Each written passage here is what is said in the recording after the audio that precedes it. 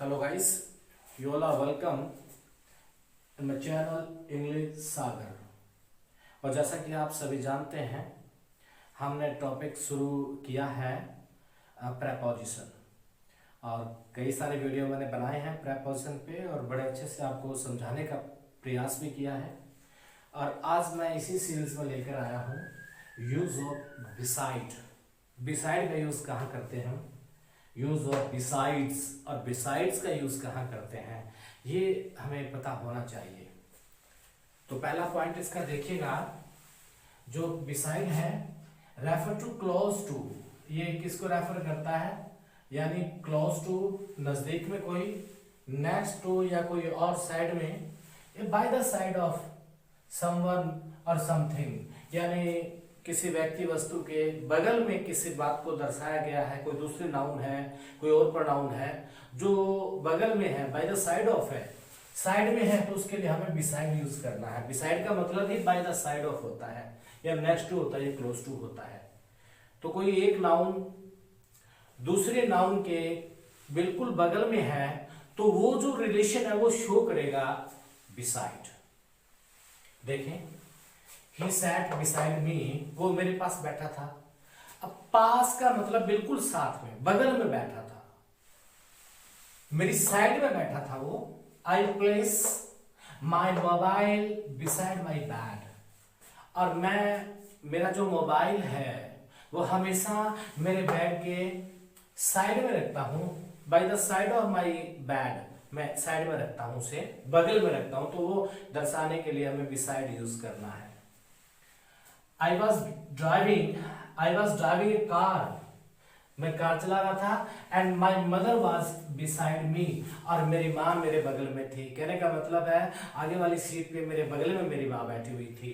तो जो बगल की बात करेंगे, साइड की बात करेंगे, तो आपको प्रेपोजिशन लगाना है beside। तो beside का मतलब by the side of someone or something, किसी व्यक्ति वस्तु के बगल में किसी रिलेशन को शो करना हो तो वो करेगा बिसाइड। नेक्स्ट टू और क्लोज टू का मतलब भी बाय द साइड ऑफ होता है, और बिसाइड का मतलब ये है सर। तो ही सैट बिसाइड मी, मेरे बगल में बैठा है, मेरी साइड में बैठा है, तो बिसाइड यूज करेंगे। और मैंने यहाँ मोबाइल रखने की बात कही, मोबाइल जो है मैं बेड के एक साइड में रखता हूँ, तो मुझे बिसाइड यूज करना है।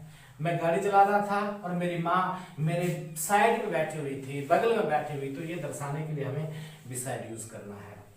अब देखिएगा नेक्स्ट जो प्रेपोजिशन है वो बिसाइड्स। फर्क इतना है कि इसमें यहाँ पे एस लगा दिया और यहाँ वो नहीं है, तो इसका मतलब ये नहीं हुआ कि बिसाइड का ये प्लूरल है, ये होते ही नहीं, कभी चेंज नहीं होते हैं ये। तो बिसाइड्स ये एक अलग प्रेपोजिशन है, ये एक अलग है। तो बिसाइड्स क्या होता है, इसका मतलब क्या होता है, इसका मतलब होता है इन एडिशन टू या apart from. In addition to का मतलब होता है इसके साथ साथ और भी, के अलावा, इसके अलावा, अपार्ट फ्रॉम दिस, इसके अलावा, ये रिलेशन बताएगा बिसाइड्स। एग्जांपल देखिएगा, बिसाइड्स दिस पेन, इस पेन के अलावा, सपोज करो कि मेरा पेन, मैं इसकी बात कर रहा हूं, इस पेन के अलावा I need two other pens, मुझे दो और पेन की जरूरत है, यानी ये तो पेन मेरे साथ रहेगा। In addition to this one I need two more, मुझे दो और पेन चाहिए, तो इसके लिए बिसाइड्स दिस वन।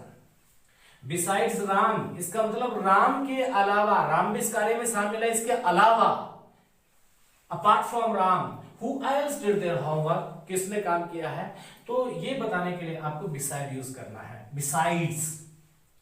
तो देखिएगा दोनों में सिमिलरिटी ये है कि स्पेलिंग सेम है, हम कंफ्यूज ना हो जाएं, इसमें एस आता है इसमें नहीं आता, तो इसका मतलब होता है बाय द साइड ऑफ, और इसका मतलब होता है इन एडिशन टू या अपार्ट फ्रॉम दिस।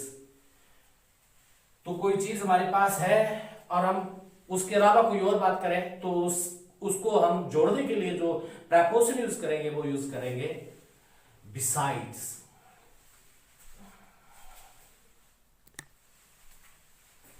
नेक्स्ट जो प्रेपोजिशन है वो है यूज ऑफ बिहाइंड। बिहाइंड जो प्रेपोजिशन है उसे हम कहाँ यूज करते हैं, इसका सेंस होता है रियर, पीछे, पीछे के सेंस में इसका यूज होता है। लेकिन जरा देखिए एक बार, to indicate at the rear of someone or something, यानी किसी व्यक्ति या वस्तु के पीछे कोई और व्यक्ति वस्तु है उसको दिखाने के लिए आपको क्या यूज करना है, बिहाइंड यूज करना है।